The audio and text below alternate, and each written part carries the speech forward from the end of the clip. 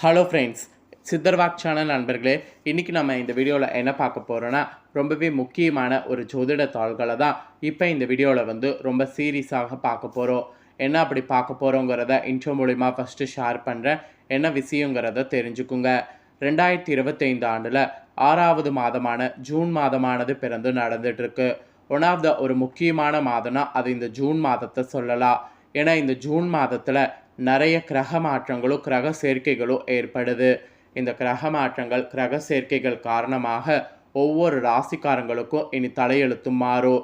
அப்படி மாறக்கூடிய தலையெழுத்தை அந்தந்த ராசிக்காரங்க தெரிஞ்சு பலனடையணுங்கிறதுனால ஒவ்வொரு ராசிக்காரங்களுக்கும் என்ன நடக்குங்கிறத ஷேர் பண்ணிட்டு வரேன். அதில் இன்னைக்கு இந்த வீடியோவில் கும்ப ராசிக்காரங்களுக்கு ஷேர் பண்ண போகிறேன். கும்ப ராசியில் பிறந்த நேயர்கள் உங்களோட ராசிக்கு என்ன மாதிரி தலையெழுத்து மாறும் அப்படிங்கிறத இந்த வீடியோவில் தெரிஞ்சுக்குங்க. உங்கள் ராசிக்கு மாறக்கூடிய தலையெழுத்து தெரிஞ்சு அதற்கேற்ப நடந்து பலன் பெறுங்க. ஸோ உங்களோட ராசிக்கு பார்த்தீங்கன்னு வச்சுக்கோங்களேன், நடக்கக்கூடிய நல்லது கெட்டதுகளுக்கு காரணமே நவக்கிரகங்கள் தான். நீங்கள் நம்பினாலும் நம்பாட்டியும் அதுதான் உண்மை. நவக்கிரகங்கள் உங்களுக்கு சாதகமாக அமைஞ்சால் சாதகமான பலன் கிடைக்கும். நவக்கிரகங்கள் உங்களுக்கு பாதகமாக அமைஞ்சால் பாதகமான பலன் கிடைக்கும்.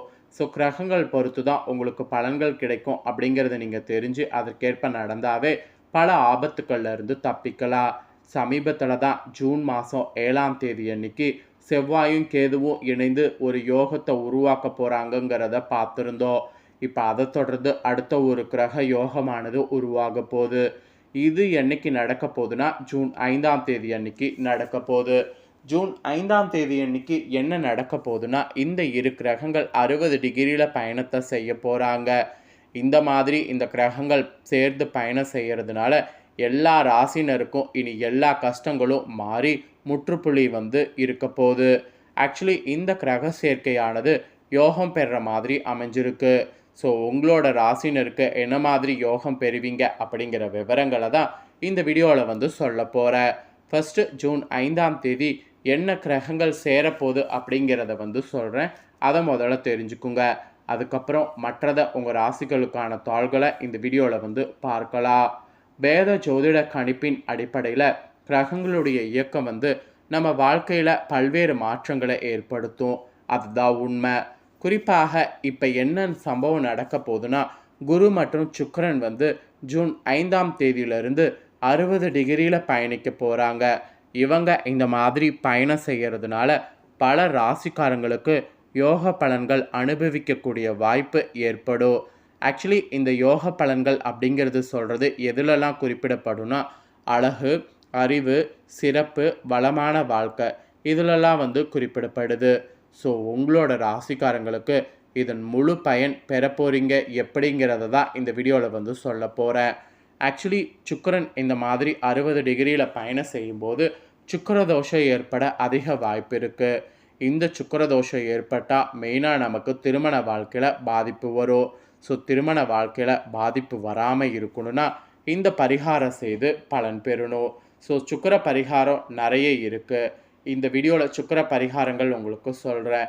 உங்களோட சக்திக்கு என்ன பரிகாரம் பண்ண முடியுமோ பண்ணி உங்கள் திருமண வாழ்க்கையை காப்பாற்றிக்குங்க. வாங்க சுக்கிரதோஷத்தை பற்றியும் கொஞ்சம் உங்களுக்கு சொல்லிடுறேன். உங்களுடைய ஜனன ஜாதகத்தில் சுக்கிரன் தோஷம் ஏற்பட்டிருந்தால் வாழ்க்கையில் பல சுகங்களை அனுபவிப்பதில் தடைகள் ஏற்படும். திருமணம் நடைபெறுவது தாமதமாவதோடு இல்லற வாழ்க்கையில் பல பிரச்சனைகள் ஏற்படக்கூடும். ஸோ ஜாதகத்தில் சுக்கிரதோஷம் இருக்கிறவங்க எளிய சுக்கிர பரிகாரம் செய்து பலன் பெறணும். அவை என்னென்ன பரிகாரங்கள் அப்படிங்கிறத இந்த வீடியோவில் உங்களுக்கு சொல்கிறேன். தெளிவாக அதை தெரிஞ்சுக்குங்க. உங்கள் வாழ்க்கையில் அனைத்து சுக சௌகாக்கியங்களும் பெற்று மகிழ்ச்சியாக வாழ வேண்டும் என்றால் உங்களுடைய ஜாதகத்தில் சுக்கிரன் வலிமை பெற்றிருப்பது அவசியம். குறிப்பாக உங்களுடைய திருமண வாழ்க்கை இனிமையாக அமைய சுக்கிரன் வலிமை பெற்றிருக்க வேண்டும். உங்கள் ஜாதகத்தில் கன்னி வீட்டில் சுக்கிரன் மட்டும் தனித்து இருந்தாலோ, கன்னி வீட்டில் சுக்கிரன் நீச்சமடைந்து செவ்வாயோடு இணைந்து இருந்தாலோ, லக்கணத்திற்கு 8வது வீட்டில் சுக்கிரன் இருந்தாலோ, அல்லது சுக்கிரனுக்குரிய இடமாக இல்லாமல் இருந்து அது 7ஆம் வீட்டில் இருந்தாலோ, அல்லது லக்கணத்திற்கு 3வது வீட்டில் மறைந்திருந்தாலோ, 12வது இடத்துல மறைந்திருந்தாலோ அதெல்லாம் சுக்கிர தோஷத்தை ஏற்படுத்தும். ஸோ இந்த தோஷம் மெயினாக திருமண தடை மற்றும் திருமணத்திற்கு தாமதம் ஏற்பட காரணமாக இருக்கும். அதாவது ஜாதகத்தில் சுக்கிர பகவான் ஏதாவது ஒரு கெடுதல் செய்யக்கூடிய கோளோடு இணைந்திருந்தாலே இந்த தோஷத்திற்கு காரணமாக இருக்கும். இப்போ 60 டிகிரியில் குருவோடு இருக்கிறதுனால சுக்கிர தோஷம் ஏற்பட்டிருக்கு. ஆக்சுவலி சரியான தசபுத்தி வரும் வரைக்கும் காத்திருப்பது நல்ல பரிகாரமாகும். இல்லையென்றால் தேவையற்ற பிரச்சனைகளை வாழ்வில் சந்திக்க நேரிடும். பிற தோஷங்களை ஒப்பிடுகையில் சுக்கிர தோஷம் கெடுதல்களை அளிப்பது நிறையவே குறைவு தான். இருந்தாலும் திருமண உறவில் விரிசல் ஏற்பட சில நேரங்களில் மெயின் காரணமாக அமைகிறது. அதுக்காக தான் இந்த பரிகாரங்கள்.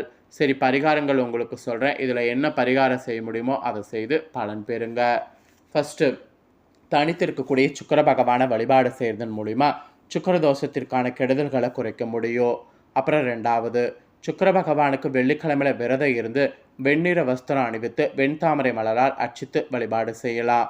அப்புறம் மூணாவது, மொச்சப்பயிறு சுண்டலை நெய்வேத்தியம் செய்து கோவிலுக்கு வரக்கூடிய பக்தர்களுக்கு கொடுக்க வேண்டும். அப்புறம் நாலாவது, வெள்ளிக்கிழமையில் விரதம் இருந்து வீட்டு பூஜையில் மகாலட்சுமி திருவுருவப்படத்தை அலங்கரித்து வைத்து நெய் தீபம் ஏற்றி மகாலட்சுமி சோத்திரம், கனகரத சோத்திரம் ஆகியவற்றை பாராயணம் செய்து பால் பாயாச நெய்வேத்தியம் செய்யணும். அப்புறம் ஆறாவது, தினமுமே இரவு மொச்சப்பயிரை தண்ணீரில் ஊற வைத்து காலையில் மொச்ச ஊறிய தண்ணீரை அத்தி மரத்துக்கு ஊற்றி விட்டு மொச்சப்பயிரை பசுவுக்கு உண்ண கொடுக்க வேண்டும். அப்புறம் ஏழாவது, வீட்டில் மர வளர்க்க செய்யணும். வீட்டில் மர வளர்க்க முடியாதவங்க அருகில் உள்ள கோயிலில் வளர்க்க செய்யணும். இதன் மூலம் மிக கடுமையான சுக்கிர தோஷத்திலிருந்து விடுபடலாம். இப்போ நான் சொன்ன இந்த 7ல் உங்களுக்கு என்ன பரிகாரம் செய்ய முடியுமோ, சாரி 6 தான் சொல்லியிருப்பேன், 7ன்னு சொல்கிறேன். 7வது கிடையாதுங்க, 6 தான் பரிகாரம். இந்த 6ல் எது உங்களுக்கு செய்ய முடியுமோ அந்த பரிகாரம் செய்து கண்டிப்பாக சுக்கிர தோஷத்தை நீக்குங்க. இதுதான் உங்களுக்கு சொல்லப்பட்ட பரிகாரம். கண்டிப்பாக இதை ட்ரை பண்ணி பலன் பெறுங்க. இவ்வளோ நேரம் சுக்கிர தோஷ பரிகாரம் எல்லாம் பார்த்துட்டோம். இப்போ உங்கள் கும்ப ராசிக்காரங்களுக்கு இந்த கிரகங்களுடைய பயணத்தினால என்ன நடக்க போகுதுங்கிற விஷயங்களை ஜோதிட ரீதியாக சொல்ல போகிறேன். ஸோ என்ன நடக்கும் அப்படிங்கிற விஷயங்களை ஜோதிட ரீதியாக இந்த வீடியோவில் தெரிஞ்சுக்குங்க. கும்பராசி அன்பர்களுக்கு இனி யாரையும் பகைத்து கொள்ளக்கூடாது. அதுவே ஒரு தாரக மந்திரம் கொண்டவர்களாக நீங்கள் செயல்படணும்.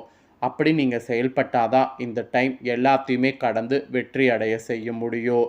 உங்களுக்கு சிறப்பு பலன்களாக இதெல்லாம் கிடைக்கும் என்பது குறிப்பிடப்படுது. சிறப்பு பலன்களாக உங்களுக்கு உத்தியோகத்தில் இருக்கிறவங்களுக்கு ஃபஸ்ட்டு சொல்லப்பட்டிருக்கு. உத்தியோகத்தில் இருக்கிறவங்களுக்கு என்ன சொல்லப்பட்டிருக்குன்னா, கடுமையான வேலையையும் உங்கள் கண் சிமிட்டக்கூடிய நேரத்தில் செய்து முடிப்பதால் உங்களுக்கு நற்பெயரும் உங்கள் வேலையை தக்க வைத்து கொள்ளவும் அது வழிவகுக்கும். அதாவது உத்தியோகத்தில் இருக்கக்கூடிய உங்களுக்கு கடுமையான வேலையை நீங்கள் கண் சிமிச்சக்கூடிய நேரத்தில் செய்து முடிக்கக்கூடிய ஆற்றல் கிடைக்குமா? அதற்கேற்ப நீங்கள் செயல்படும் போது இந்த கிரகங்கள் பயணம் செய்கிறதுனால உங்கள் வேலையை தக்க வைத்து கொள்வதற்கு வழிவகுக்கும். அப்புறம் வியாபாரக்காரங்களுக்கு சொல்லப்பட்டிருக்கு. வியாபாரக்காரங்களுக்கு என்ன சொல்லப்பட்டிருக்குன்னா, இருக்கக்கூடிய தொழிலை விட்டு தெரியாத தொழிலில் அனுபவமின்றி செயல்படக்கூடாது. அப்படி நீங்கள் செயல்பட்டிங்கன்னா அது உங்களுக்கு பெரிய ஆபத்தில் போய் முடியும். அந்த மாதிரி மட்டும் செயல்படக்கூடாது. தெரிந்த தொழிலையே செய்யணும். ஒரு நாள் முன்னேற்றம் கண்டிப்பாக அடைவீங்க. இதுவும் உங்களுக்கு ஒரு எச்சரிக்கையாக சொல்லப்பட்டிருக்கு. அதனால் கும்பராசிக்காரங்க வியாபாரக்காரங்க இந்த மாதிரி செயல்படுங்க. அப்புறம் குடும்ப தலைவிகளுக்கு சொல்லப்பட்டிருக்கு. குடும்ப தலைவிகளுக்கு என்ன சொல்லப்பட்டிருக்குன்னா, வீட்டில் மாமியார் மருமகள் உறவுகளில் பிரச்சனை ஏற்படும். அதனால் நிறைய விட்டு கொடுத்து செல்வது அவசியம். எந்த அளவுக்கு விட்டு கொடுத்து செல்கிறீங்களோ அந்த அளவுக்கு உங்களுக்கு எந்த ப்ராப்ளமும் வராது. அப்புறம் உங்கள் கவனத்தை மற்ற வெளியினால வீட்டில் இருந்து கொண்டு செய்யக்கூடிய தொழிலுக்காக இது பண்ணணும். அதுவும் டைலரிங், பொம்மை தொழில் போன்ற சுய தொழிலை ஆரம்பிக்கணும். அதெல்லாம் இந்த டைம் ஆரம்பிச்சிங்கன்னா உங்கள் தொழில் எந்த ஒரு தடையும் இல்லாமல் நடைபெறும். அப்புறம் கலைஞர்களுக்கு கும்பராசிக்கு சொல்லப்பட்டிருக்கு. கலைஞர்களுக்கு படப்பிடிப்பு தாமதப்பட்டாலும் உங்களுக்கு நல்ல முக்கியமான வேடமாக அமையும். அதனால் வெயிட் பண்ணுங்கள். உங்களுடைய பெயர் சொல்லக்கூடிய வகையில் உங்களுக்கு எல்லாமே அமையும். ஸோ காத்திருப்பது தவறல்ல, காத்திருந்து செயல்படணும். இதுதான் கலைஞர்களுக்கு சொல்லப்பட்ட ஒரு எச்சரிக்கை. அப்புறம் மாணவர்களுக்கு சொல்லப்பட்டிருக்கு. மாணவர்கள் ஆசிரியரை கேலி கிண்டல் செய்வதை தவிர்ப்பது நல்லது. மரியாதை கொடுப்பது நல்லது. அது உங்களுடைய எதிர்கால கேரக்டரை நிர்ணயிக்கும். அதனால் அந்த மாதிரி செயல்படணும். ஸோ இதெல்லாம் தான் உங்கள் ராசிக்கு சொல்லப்பட்ட பலன்கள். ஸோ இதற்கேற்ப இனி வரக்கூடிய இந்த கிரக சேர்க்கையிலிருந்து நடந்துக்குங்க. இந்த பலனை நீங்கள் பார்த்தது போல் உங்கள் ஃப்ரெண்ட்ஸ் ஃபேமிலி இருக்கவங்களும் பார்த்து பலனடையணும்னு நினச்சிங்கன்னா வீடியோ லைக் பண்ணி ஷேர் பண்ணுங்கள். உங்கள் ஃப்ரெண்ட்ஸ் ஃபேமிலியில் இருக்கிறவங்களும் கும்ப ராசிக்காரங்களாக இருந்தாங்கன்னா இந்த தாள்களை பார்த்து இதற்கேற்ப நடந்து பலனடையட்டும்.